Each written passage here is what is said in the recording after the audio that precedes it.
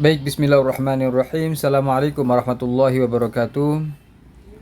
Alhamdulillah, salatu wassalamu ala rasulillah wa la hawla wa la quwata illa billah ma ba'd. Ibu-ibu yang dirahmati Allah, untuk kelas yang kita bimbing dalam mata kuliah Ulumul Hadis, segala puji bagi Allah. Hari ini kita dapat meneruskan pembelajaran kita, kuliah kita, yakni dengan topik sejarah kodifikasi hadis di zaman Nabi Shallallahu Alaihi Wasallam, dan selanjutnya pada masa-masa sahabat Nabi Muhammad Sallallahu Alaihi Wasallam, juga masa-masa sesudahnya. Kita tahu bersama bahwa yang dimaksud dengan pembagian sejarah kodifikasi ini adalah untuk mengetahui periode-periode hadis Nabi Muhammad Sallallahu Alaihi Wasallam dalam masa-masa perkembangannya. Yang pertama kita akan bahas apa itu sejarah perkembangan hadis, ya. Ini di sini pengertian sejarah perkembangan hadis. Yang dimaksudkan di sini adalah perkembangan, ya, itu masa-masa periode yang telah dilalui oleh hadis semenjak dari masa lahirnya dan tumbuhnya dalam pengenalan, penghayatan, dan pengamalan umat dari generasi ke generasi. Kemudian objek pembahasan dan penelaahan sejarah hadis adalah, jadi untuk objek dan telaahnya, yakni tentang periode perkembangan hadis dengan mendalami mengenai ciri-ciri dari setiap periode dengan memperhatikan keadaan dan sikap umat, ya, sikap umat dan masyarakatnya, serta pengaruh timbal balik antara hadis dan masyarakat tempat berkembangnya hadis itu. Kemudian juga berbicara tentang biografi pemuka-pemuka hadis, muhaddisin, ya, baik sebagai perawi, pentadwin, ya, perawi yang meriwayatkan, pentadwin yang membukukan, penghafal daripada hadis dan sebagainya, yang mereka itu saling bertalian dengan tugas dalam rangka pemeliharaan, pembinaan, pengembangan hadis sebagai dasar daripada hukum Islam, yaitu tasyri', sehingga dapat diketahui jalan-jalan aktivitas yang telah mereka lalui, pokok-pokok dasar yang mereka tegakkan dalam rangka menegakkan kaidah-kaidah yang mereka gunakan dalam usaha pembinaan dan ilmunya. Baik, kita akan lihat bagaimana periode sejarah perkembangan hadis Nabi, ya, yakni dengan memperhatikan masa yang telah dilalui hadis sejak zaman Nabi Muhammad SAW, meneliti perkembangan dan usaha-usaha para ulama dalam menghadapi juga membina hadis, serta segala hal-hal yang mempengaruhi hadis tersebut. Maka para ulama muhaddisin membagi sejarah perkembangan dalam periode-periode tertentu. Para ulama, para penulis hadis berbeda-beda dalam membagi-bagi periode sejarah hadis Nabi. Ada yang membaginya ada yang membagi periode 5 periode, ada juga yang 7, ya. Oke, selanjutnya periode sejarah hadis yang membaginya pada periode 7 periode. Ini kita lihat sampai 7, ya, poinnya. Yakni periode pertama masa Rasulullah, semenjak Rasulullah diangkat menjadi Rasulullah, menjadi Rasulullah sampai beliau wafat. Nah, ini masa pertama periode hadis Nabi. Kemudian ada yang membaginya periode kedua masa sahabat besar, semenjak permulaan masa pemerintahan Abu Bakar As-Siddiq, kemudian sampai berakhirnya pemerintahan Ali bin Abi Thalib, dan masa membatasi disebut masa membatasi hadis dan menyedikitkan riwayat. Nah, di sini hadis-hadis Nabi Sallallahu Alaihi Wasallam tetap diriwayatkan tapi dibatasi. Bahkan Umar ibn Khattab itu membakar daripada hadis dengan alasan takut beliau jangan sampai kita umat Islam ini terlalu fokus kepada hadis-hadis sementara lupa kepada Al-Quran. Sebagaimana kaum terdahulu yaitu umat Nasrani, mereka terlalu fokus kepada ucapan-ucapan daripada para Paulus, ya, Paulus, kemudian orang-orang yang menyampaikan itu, dan mereka tidak menyandarkannya kepada Nabi Isa alaihissalam. Sehingga ucapan Rasulullah Isa alaihissalam itu yang orisinil memang agak susah untuk dilacak, karena pada saat itu kita melihat orang terlalu fokus kepada ucapan-ucapan selain Rasulullah Isa alaihi salatu wassalam. Nah, oleh karena itu, Umar tidak mau hal itu terjadi kepada kita, maka beliau tidak terlalu fokus kepada hadis Nabi Muhammad sallallahu alaihi wasallam. Kemudian yang berikut adalah masa sesudah Abu Bakar As-Siddiq, Umar ibn Khattab, yakni Utsman bin Affan, lalu kemudian ada juga masanya Ali bin Abi Thalib radhiyallahu an. Pada masa Ali ini ya, atau Utsman, itu sudah mulai muncul yang namanya masa di mana hadis-hadis Nabi itu kalau mau diriwayatkan mereka minta sumpah dulu, bersumpah. Jadi ada sumpah, kemudian ada 3 hal, sumpah, kemudian sanad ya, dari mana itu didapatkan, dan yang ketiga adalah siapa saksinya. Dan ini berdasarkan Al-Qur'an. Kalau minta saksi itu kan dalam surah Al-Baqarah 282, di sana Allah Subhanahu wa taala meminta saksi, astashhidu rajulaini fa illam yakuna rajulaini farajulun. Jadi minta 2 orang saksi daripada laki-laki, kalau tidak 1 saja. Nah, ini ada landasan dasarnya. Kemudian dalam ayat Al-Qur'an yang meminta tentang persaksian ya ataupun sumpah, itu dalam Al-Qur'an ada, di mana disebutkan ya ayyuhalladzina amanu in ja'akum fasiqun binaba'in fatabayyanu.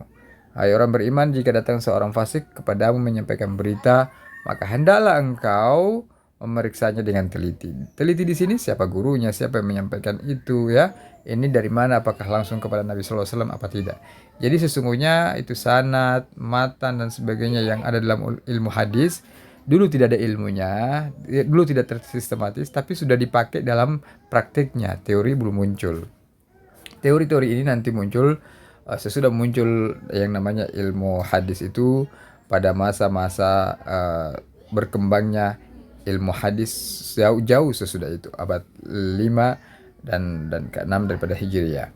Baik, selanjutnya sesudah masa masa sahabat itu memang sudah terjadi yang namanya fitnah ya. Di masa Ali bin Abi Thalib sudah mulai muncul orang-orang munafik yang memalsukan hadis demi kepentingan untuk lawan politiknya. Maka mulai muncullah yang disebut dengan hadis palsu. Disinilah kemudian muncul yang 3 syarat itu, yakni sanad, saksi, dan juga sumpah. Kemudian yang berikut, pada masa periode ketiga, masa sahabat kecil dan tabi'in besar, dari berakhirnya zaman Khulafaur Rasyidin dan permulaan masa Amawiyah ya atau Umayyah sampai abad pertama disebut dengan asyrik tasyari' riwayah ilal intisar ya. Nah, ini kemudian nanti kita akan temukan pada masa yakni periode Umar bin Abdul Aziz itu ya, yakni periode keempat, yakni 99 sampai 102 Hijriah. Nah, disinilah permulaan abad 2 Hijriah sampai akhir abad 2 Hijriah maksud saya.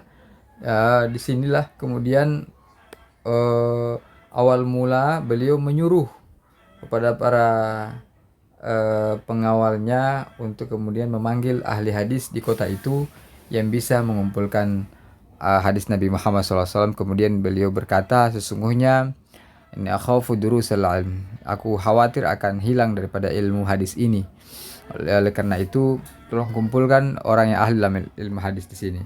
Maka saat itulah kemudian dikumpulkan para ahli hadis yang mereka tahu bahwa pada saat itu ada seorang yang bernama Ibnu Syihab Az-Zuhri ya. Beliau ada seorang ulama hadis besar yang jalurnya sampai kepada Nabi sallallahu alaihi wasallam, jalurnya sampai kepada para tabi'in dan sahabat, sehingga dipanggillah beliau, dan itu atas dasar perintah dari gubernur yang bernama Ibnu Hazm. Ibnu Hazm ini mendapatkan perintah dari Khalifah Umar bin Abdul Aziz pada saat itu. Maka dikumpulkanlah hadis, tetapi waktu itu masih berkumpul, belum tahu mana hadis sahih, mana hadis dhaif, mutawatir dan sebagainya. Bahkan fikih pun di situ sudah bercampur ya. Tetapi tugasnya yang penting sudah terkumpul dulu. Bayangkan betapa sulitnya pada saat itu awal mula pengumpulan daripada hadis Nabi Muhammad sallallahu alaihi wasallam. Kemudian pada masa-masa sesudah itu baru kemudian masa kelima awal abad 3 Hijriah sampai akhir abad 3 Hijriah itu disebut masa pemurnian, penyehatan. Ya, pada masa itu pemurnian artinya memurnikan hadis, mana yang sahih, mana yang dhaif, mana hadis ahad, mana hadis mutawatir. Itu baru mulai di situ ya, akan dipisah-pisahkan. Nah, oleh karena itu disinilah muncul seorang ahli-ahli hadis yang luar biasa yang pada masanya begitu sangat disegani, yaitu Imam Al-Bukhari, Muslim, dan juga imam-imam yang lainnya, Tirmidzi, Nasai, yang menjadikan hadis-hadis ini dapat kita ketahui mana yang sahih dan mana yang dhaif dalam komentar-komentar mereka yang disebut dengan syarhul hadis. Nah, maka muncul namanya dua kitab besar, yaitu riwayat Imam Muslim dan yang berdasarkan riwayat juga yang lainnya seperti Sunan. Nah, oleh karena itu hadis-hadis pada masa ini telah mengalami pemurnian atau filterisasi. Atau kalau kita sebut lebih gampangnya, ini adalah masa emas kejayaan hadis Nabi Muhammad SAW, karena sudah difilterisasi hadis yang jumlahnya ratusan ribu kini menjadi hanya jumlahnya 7.000 dan sebagainya. Kemudian periode berikutnya ya adalah periode yang ke-6, mulai abad 4 sampai jatuhnya kota Baghdad. Pada masa itu disebut dengan masa pemeliharaan dan penertiban. Kenapa disebut dengan pemeliharaan dan penertiban? Karena pada saat itu hadis-hadis Nabi itu banyak yang masih susah untuk ditelusuri. Meskipun ada Bukhari, ada Muslim, tetapi tidak mudah untuk membaca ataupun mencari hadis-hadis pada kitab-kitab ini, karena penulisannya atau tertibnya tulisan itu dalam hadis-hadis Nabi itu belum sebagaimana yang ada sesudahnya, yang agak mudah untuk ditelusuri melalui kamus. Maka pada masa ini kemudian muncullah kamus-kamus hadis, supaya kalau ada pencarian kata dalam hadis itu langsung bisa ditemukan. Karena percuma kalau ada kitab hadis tapi mau mencari masalah dalam hadis itu kita nggak tahu hadisnya di mana, letaknya di mana, maka diciptakanlah kamus-kamus hadis. Kemudian periode ke-7 mulai jatuhnya Baghdad, itu disebut dengan masa pensyarahan dan penghimpunan, pentakhrijan. Jadi masa berikutnya itu masa syarah.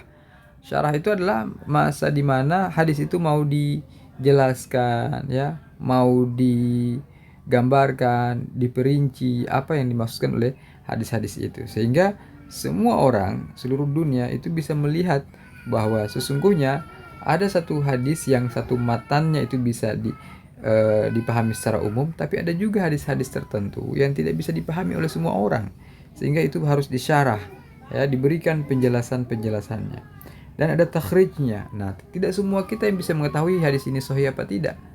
Ya, oleh karena itu ada cara-caranya yang saat ini kita bisa mentakhrij hadis, yakni dengan cara 5. Nah, 5 cara ini nanti pada akhir perkuliahan kita akan bahas, yakni dengan mencari awal kata, mencari berdasarkan tema-tema hadis, mencari berdasarkan kualitas hadis, mencari berdasarkan nama-nama perawi dan sebagainya. Kurang lebih 5.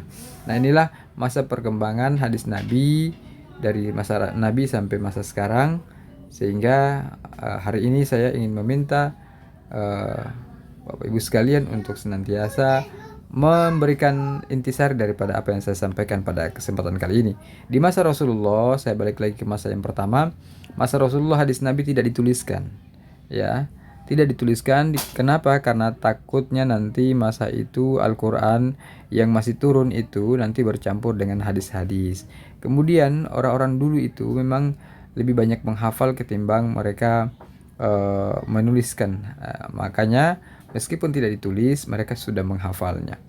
Kemudian yang berikut juga adalah yang menuliskan hadis-hadis Nabi itu tetap ada, tapi jumlahnya 51-52 orang. Mereka adalah orang-orang yang ahli menulis.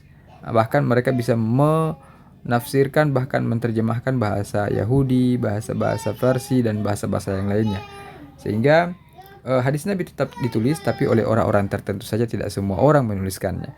Karena dalam tulisan pun harus ditelusuri apakah hadis itu betul-betul ditulis dengan orang yang pandai menuliskannya, atau jangan-jangan dia menambahkan tulisannya itu. Nah, inilah yang dimaksud dengan dobit kitab namanya, dobit dalam hal kitab atau penulisan. Ada juga orang yang dobit dalam hal ingatan, yakni ingatannya kuat. Nah, di sini dipakai di masa Rasul itu bukan hanya ingatannya kuat, tapi adalah dobit dari segi menulis. Nah, 52 orang itu, mereka yang pandai itu, mereka yang diizinkan Nabi SAW untuk menulis. Baik, oleh karena itu Rasul tidak melarang hadis ditulis, tapi memang tidak terlalu penting untuk menulis saat itu. Ketika sudah dibutuhkan untuk menulis, maka mulai pada masa-masa sesudahnya hadis Nabi Muhammad SAW mulai ditulis, kemudian dibatasi, lalu kemudian dibuka kembali untuk dikumpulkan.